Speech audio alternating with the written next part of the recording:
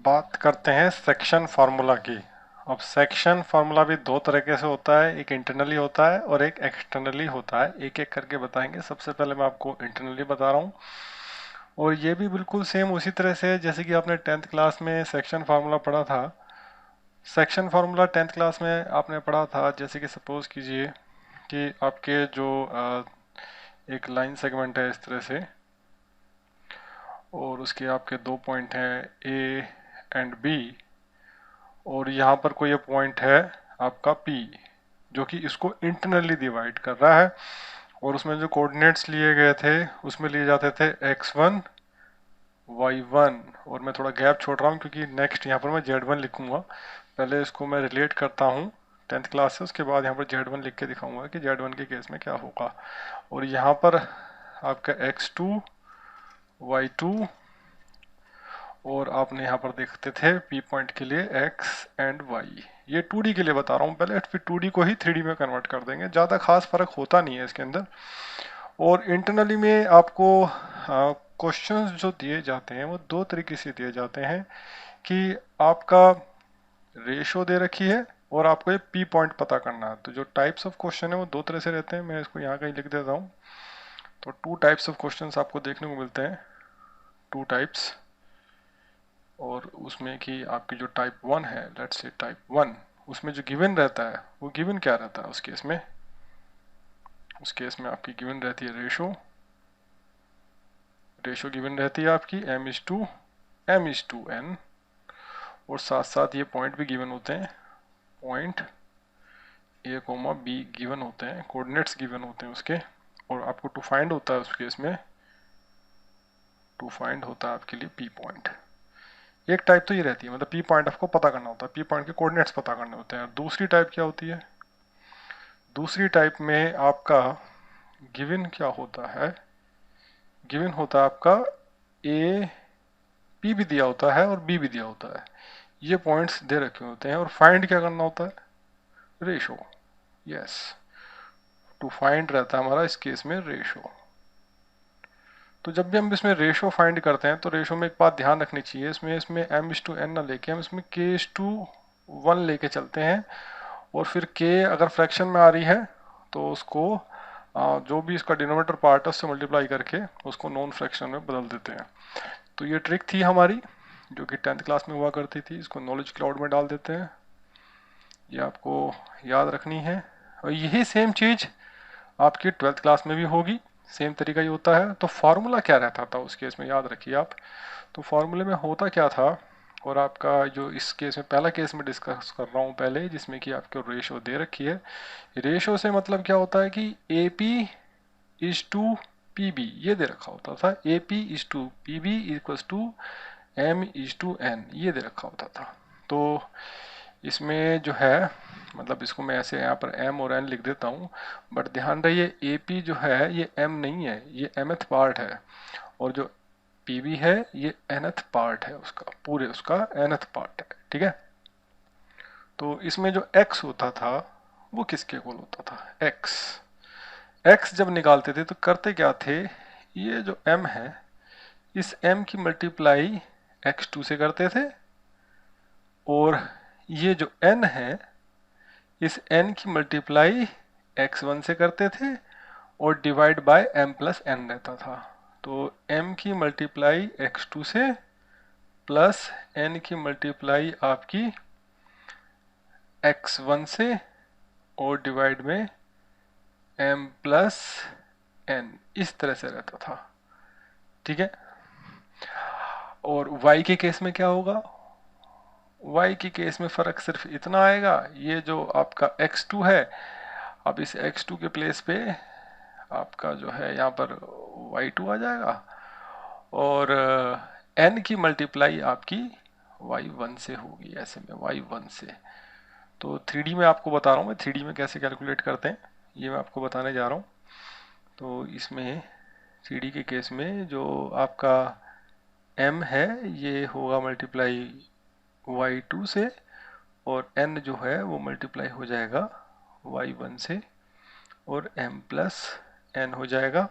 और अगर आपको पता करना है z, तो z के केस में भी सिमिलरली बिल्कुल इसी तरह से होता है, m की मल्टीप्लाई हो जाएगी, आपका अब नया कोऑर्डिनेट ले आते हैं यहाँ पर z1 और यहाँ पर z और यहाँ पर भी आपका z2। तो z अगर पता करना हो तो ये हो जाएगा m मल्टीप्लाई में आपका होगा किससे, z2 से, और n की मल्टीप्लाई z1 से और अपॉन में m प्लस n। तो ये तो है आपका फॉर्मूला इंटरनल डिवीजन का। इसी चीज को अगर वेक्टर में बताना हो तो वेक्टर में कैसे पता करते हैं, वेक्टर से मतलब क्या है, वेक्टर से बताता हूँ। यहाँ पर सपोज कीजिए यहाँ पर आपका कहीं ओरिजिन है, इधर यहाँ पर कहीं ओरिजिन है, इस तरह से ओरिजिन है कहीं पॉइंट ओरिजिन, और let me make this is your x axis, RGB colour से दिखाते हैं हम, एक्स एक्सिस, ये आपकी वाई एक्सिस और ये आपकी जेड एक्सिस, सपोज कीजिए कुछ इस तरह से, ये मतलब ये एक्स, ये आपका y और ये आपका z, ये आपका ओरिजिन है। और ओरिजिन से आपके अब कुछ वेक्टर्स मैं बनाने जा रहा हूँ, तो थोड़ा अलग अलग कलर्स का यूज़ करता हूँ मैं। ये मैं बना रहा हूँ ओ ए वेक्टर, ये ओ ए वेक्टर बना रहा हूँ, यानी कि ए वेक्टर लिख रहा हूँ इसको मैं, ओ ए वेक्टर को ए वेक्टर लिख रहा हूँ।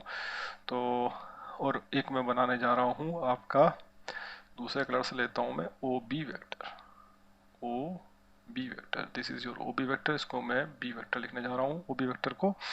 और एक मेरा जो है ये ओ पी वेक्टर है, क्या है ये हमारा ओ पी वेक्टर। तो ओ पी वेक्टर हमारा, एक काम करते हैं इसको किसी और कलर से ले लेते हैं जो हमने यूज़ ना किया हो, ये ऐसे ही सिंपली एक कलर है हमारे पास, इसको ले लेते हैं, ये हमारा ओपी वेक्टर है। और let me name it as a C vector, इसको सी वेक्टर की तरह ले लेता हूँ मैं, ठीक है। तो आपका क्वेश्चन क्या रहेगा कि ये जो ए पी बी मतलब रहेगा तो ये लाइन सेगमेंट ही, ये लाइन सेगमेंट में पी पॉइंट आपका इंटरनली डिवाइड कर रहा होगा, बट आपका इसमें वेक्टर के फॉर्म में दे रखा होगा, that means position vector of A दे रखा होगा, पोजीशन वेक्टर ऑफ बी दे रखा होगा, पोजीशन वेक्टर ऑफ पी पता करना होगा आपको। तो कहने का मतलब ये है, देखिए इसको डायरेक्टली फॉर्मूले में कैसे लिख सकते हैं, देखिए सीधा C vector equals to M multiplied में B vector directly, plus N multiplied में ए वेक्टर और divide by M plus N. तो ये डायरेक्ट फार्मूला होता है सी वेक्टर निकालने का, या फिर कह सकते हैं ओपी वेक्टर निकालने का। तो ये है वेक्टर्स में आपका इंटरनल सेक्शन फार्मूला। अब इसके बाद हम डिस्कस करते हैं एक्सटर्नल सेक्शन फार्मूला। तो एक्सटर्नली डिवाइड कैसे करता है, पहले ये भी एक बार दोबारा रिवाइज कर लेते हैं, एक बार रिकॉल कर लेते हैं इन सब चीज़ों को भी। तो सबसे पहले जैसे कि ए पॉइंट है, यहाँ पर कोई बी पॉइंट है, ए पॉइंट और ये बी पॉइंट, और ये पी पॉइंट जो है अब जो जिसको हमें निकालना है ये आउटसाइड है, ए बी लाइन सेगमेंट को ये पी पॉइंट आउटसाइड डिवाइड कर रहा है। तो इसको वे वेक्टर से ही बता देते हैं, क्योंकि हम वेक्टर्स की बात कर रहे हैं यहाँ पर। तो यहाँ पर कोई ओ पॉइंट ले लेते हैं, ओरिजिन पॉइंट ले लेते हैं, और यहाँ पर ये आपका ओ ए वेक्टर बना, जिसको मैं ए वेक्टर बता रहा हूँ, और ये आपका एक ओ बी वेक्टर बना, ओ बी वेक्टर को मैं बी वेक्टर बता रहा हूँ, और एक ये मेरा ओ पी वेक्टर है, इस तरह से ये हमारा सी वेक्टर है। तो अब आपको पता क्या करना है, ये सी वेक्टर ही पता करना है। तो इसमें डिवीजन किस तरह से दे रखा होगा, देखो जगह जैसे कि मैंने पहले बताया, या तो आपकी रेशो दे रखी होती है और आपको पी पॉइंट पता करना होता है, यानी कि इस केस में हमें पोजीशन वेक्टर पता करना होगा, या फिर ये तीनों पॉइंट दे रखे होते हैं और आपको रेशो पता करनी होती है। तो यहाँ पर जो पहला केस है, हम पहले केस को डिस्कस कर रहे हैं पहले। तो इसमें जो दे रखा होगा, अगेन देते हुए इसी तरह से हैं कि A P is to P B equals to M is to N. कहने का मतलब ये है, जो ये पार्ट है, लेंथ नहीं पार्ट, एमएथ पार्ट, और P B P to B ये एनथ पार्ट है, एनथ पार्ट, ठीक है। तो ये दे रखा है आपका एमएथ पार्ट और एनथ पार्ट। तो इस केस में आपको पी वेक्टर कैसे पता करना होता है, तो एक्सटर्नल केस में फर्क सिर्फ इतना आता है कि जो सी वेक्टर है लिखेंगे सेम ऐसे ही, इंटरनल वाले तरीके से लिख दीजिए, जैसे एम बी है एन है, बिल्कुल इसी तरह से लिख दीजिए, और बीच में बस ये प्लस की जगह माइनस लगा देते हैं, ये इसका तरीका होता है। तो एम के साथ आपका बी वेक्टर माइनस आ जाएगा, एन के साथ ए वेक्टर और अपोन में एम माइनस एन। तो ये फार्मूला होता है आपका एक्सटर्नली के लिए। अगर आपकी रेशो दे रखी है। अब यहाँ साथ साथ में कुछ टाइप 2 का भी केस डिस्कस कर लेता हूँ कि टाइप 2 के केस में क्या होता है। टाइप 2 के केस में आपको दे रखा होता है ए, बी और पी, ये तीनों पॉइंट दिए होते हैं। तो इस केस में गिवन रहते हैं आपके ए भी गिवन रहता है, बी भी गिवन रहता है और पी भी गिवन रहता है। तो मैं फिगर नहीं बना रहा क्योंकि मैं दोनों ही केसेस को, एक्सटर्नल डिवीजन और इंटरनल डिवीजन को, दोनों को कवर अप करूंगा। अगर मैं फिगर बना दूंगा तो आप पर्टिकुलर हो जाओगे, तो मैं फिगर नहीं बना रहा, सिर्फ इसमें एक कॉन्सेप्ट है उसको बताना चाह रहा हूँ। तो कहने का मतलब ये है कि आपका गिवन अगर ए, बी और पी दे रखे हैं तो कहने का मतलब ये हुआ कि आपका ओ ए वेक्टर भी गिवन हो जाएगा, ओ बी वेक्टर भी गिवन हो जाएगा और आपका ओ पी वेक्टर भी गिवन हो जाएगा। ये ओ पी वेक्टर जो कि डिवाइड कर रहा है, ठीक है। और ओ ए वेक्टर को आप कह सकते हैं ए वेक्टर, और ओ बी को हमने बी वेक्टर और हम ओ पी को सी वेक्टर लेके चल रहे हैं। तो इसमें गिवन ये रहता है और आपको फाइंड करने के लिए बोलता है रेशो, फाइंड रेशो, आपको रेशो निकालने के लिए बोलता है। तो इसके अंदर प्रोसीजर क्या रहता है, आप सबसे पहले लेट करते हैं, let ratio B, let ratio B k:1, आप रेशो को k:1 मान के चलते हैं इसमें। और फार्मूला जो यूज़ करते हैं वो फार्मूला इंटरनल वाला ही यूज़ कर लेते हैं। ऐसे केस में हम फार्मूला जो यूज़ करेंगे हम यही यूज़ करेंगे, इंटरनल वाला c। और जो m:n है, m:n की जगह हमने k:1 ले लिया, यानी कि m को k ले रहे हैं और n को 1 ले रहे हैं, और यही फार्मूला सिमिलर वाला यूज़ करते हैं।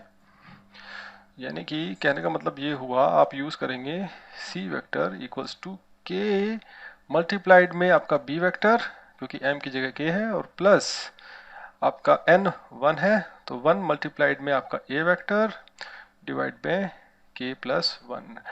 तो ये फार्मूला है, ये आपको याद रखना है। अब इसमें ये आप सोच रहे होंगे k कैसे पता चलेगा, k ऐसे पता चलेगा कि दोनों तरफ आपके जो है वेक्टर बन जाएंगे।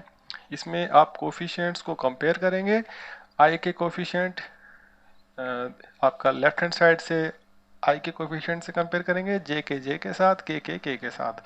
तो जिसकी हेल्प से आपको रेशो पता चल जाएगी, जिसकी हेल्प से आपको k पता चलेगा। और k जो तीनों का तीनों केस हैं, यानी कि coefficient of i, coefficient of j और कोफिशिएंट ऑफ k, तीनों के केस में जो k की वैल्यू निकल के आएगी वो सेम आनी चाहिए। अगर सेम नहीं निकल के आती है तो इसका मतलब जो p पॉइंट है वो उसको डिवाइड नहीं कर रहा, whether it could be external और इंटरनल। अब इसमें एक नोट करने वाली चीज़ और साथ साथ बता रहा हूँ, ये नोट करना आप, ये बड़ी काम की चीज़ है, ध्यान रहे। अगर k आपका पॉजिटिव निकल के आता है, पॉजिटिव निकल के आता है मतलब k की जो भी वैल्यू निकल के आएगी कैलकुलेट करने के बाद अगर पॉजिटिव निकल के आती है तो ये होता है implies, this implies internal division. ऐसे में आप इंटरनल डिवीजन बोलते हैं कि यानी कि जो p है, यानी कि OP वेक्टर जो है वो इंटरनली डिवाइड करता है, इंटरनल डिवीजन कहलाता है ये। ऐसे में इंटरनली डिवाइड करेगा, इंटरनल डिवीजन। और अगर k की वैल्यू आपकी नेगेटिव आती है तो ऐसे में ऑब्वियस सी बात है उसको ऐसे में एक्सटर्नल डिवीजन बोलेंगे, एक्सटर्नल डिवीजन बोला जाएगा। तो ये चीज़ नोट करके रखना आप, ठीक है।